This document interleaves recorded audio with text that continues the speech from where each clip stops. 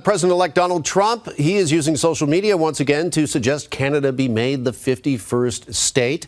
Have a look. Trump recently shared a pair of posts to Truth Social.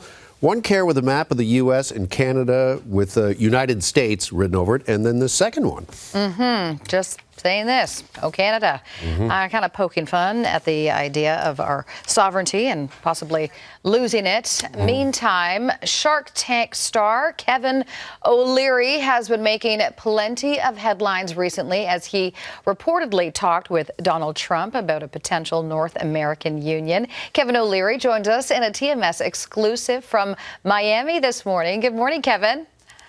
Great to be here. Thank you. Thank you for joining us. All right, so you have suggested Canada could benefit from an agreement with the U.S. similar to the EU. Kevin, we've thought about this. Let's pretend we're on Shark Tank right now. What is your pitch? Sell it to us.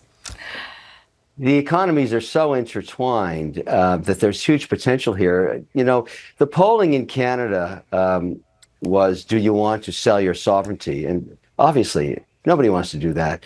However, I'm very fortunate. I have over 10 million social media followers, so I poll them myself. There's a lot of interest in understanding what the economic benefits of union could look like because, I'll give you an example. Because most of our resources trade in American dollars in Canada, and we're the richest country on earth per capita in terms of resources, unfortunately, till recently run by idiots, and now it's opened up. And so we have a potential to trade those in U.S. dollars. So why not just merge the currencies, give 2 seats on the Federal Reserve to the Bank of Canada, and every Canadian that I've talked to would gladly take American dollars in exchange for their Trudeau pesos, which is the reason Trudeau lost his job. He wiped out 41% of the net worth of every Canadian in his 9 years in a mandate. So he was a very poor manager. I think people understand that now. And so that's number one. Number two, a uni passport. That's just the nickname I gave it.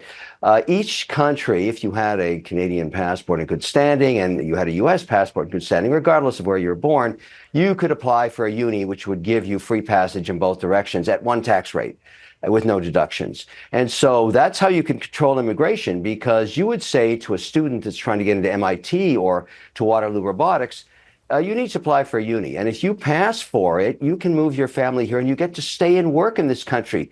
You know, I think about all the robotics students in Waterloo that we throw out of the country. What are we, idiots? I mean, that's so stupid. I've never seen anything like it. That would solve the problem. You'd control immigration with the uni, and so on and so on. There's just so many opportunities. Okay. Nobody said you have to sell your sovereignty, but many Canadians are interested in exploring the economic union. Now, Kevin, I'm sure you realize you've also been criticized online for some of these ideas here in Canada. And if we were to share a currency and other things, maybe defense as well, is Canada maybe not in danger of losing some of its identity? No. It gets to keep its identity. You're still born in Calgary or Montreal as you would be born in Dallas or Houston. It doesn't matter. You retain your citizenship of Canada with the benefits of a union with the world's largest market. The other key to this, and this is very important, is you have to remove all tariffs, not just north-south, but east and west. You make wine in BC, you can't sell it in Ontario or Quebec. Vermont, we spend $5 billion subsidizing Quebec dairy products that we throw out. That's money coming out of Alberta that funds the waste in Quebec. That all has to go away. You have to be able to trade butter and eggs with Vermont, north and south. That actually makes a much more productive economy and a lot less waste. And I think most Canadians would appreciate that. You know, the devil's in the detail. You've got to negotiate this. And one of the things I mentioned to Trump when I saw him last weekend was, you know, give Canada a chance to elect its new leader. These meetings you had with Trudeau and his ministers were a complete waste of time. That was Saturday before Trudeau quit. So it was nascent that on Monday he would be gone. But now we need a few months, and the parliamentary system is swift in putting a new leader in place with a majority mandate, just like President Trump has. And then the negotiations can begin. And I'm hoping that didn't land on deaf ears. We'll see. But obviously, all the rhetoric going back and forth, the one voice of reason that I really appreciate is Danielle Smith out of Alberta. She is saying, look, we understand Trump is bombastic. And we're in a marriage with the United States, and sometimes married couples disagree. We're not dating, we're married.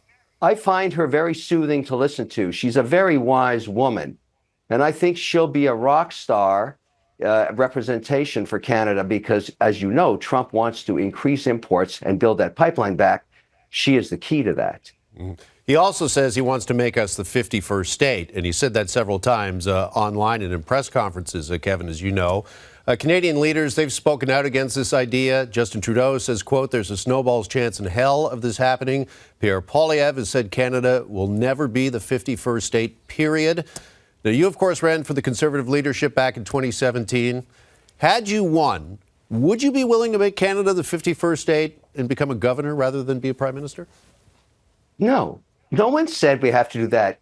You know what I've been telling people? When you understand how Trump works, we've been listening to him for 12 years. You have to distinguish between the noise and the signal. The noise is we're buying Canada and everybody's becoming an American and there's governors. No, no, no, no. The signal is let's explore an economic union. If you don't understand that, you don't understand Trump. And what I'm trying to point out to people is, look, and first of all, let's go back to the list.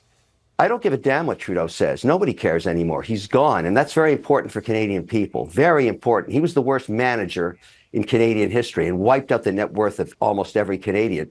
25% of our population lives in poverty now. That's specifically, and a lot of Canadians don't understand this, that's actually Gerald Butts. It has nothing to do with Trudeau. Trudeau has no idea what he was doing. I think people have figured that out. But if you recall in the original mandate, the majority mandate when Trudeau swept into power, the actual policy came from a man named Gerald Butts, who does not get enough credit for destroying the Canadian economy. He separated all the resource-based industries from the capital that funded it. He never understood how Canada became wealthy. Most of institutional investors, I included, left Canada 8 years ago, and you can see that GDP per capita drop, invested capital, foreign capital drop, GDP growth in Canada drop, debt per capita go up, all the other issues that people understand. Yeah, Kevin, that wasn't Trudeau, that was Gerald Butts. And so I'm trying to point that out because I heard a rumor a couple of days ago that Carney, who I just realized is a shapeshifter, because he's basically saying he wants to increase carbon taxes in Canada, is teaming up with Gerald Butts.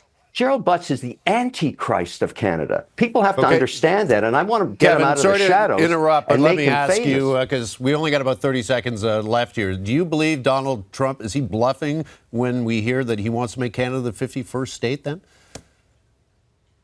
I said that. That's just noise. What he really wants is the economic union. And frankly, at least half of Canada wants to explore that. Nobody wants to sell their sovereignty. So everybody chillax about Donald Trump in terms of what he says. He's bombastic. We know that. Listen to the signal, explore the opportunity. That's my message to Canadians. All right. We're going to have to leave it there. Kevin O'Leary joining us from Miami. Thank you for the time, Kevin. Thank you.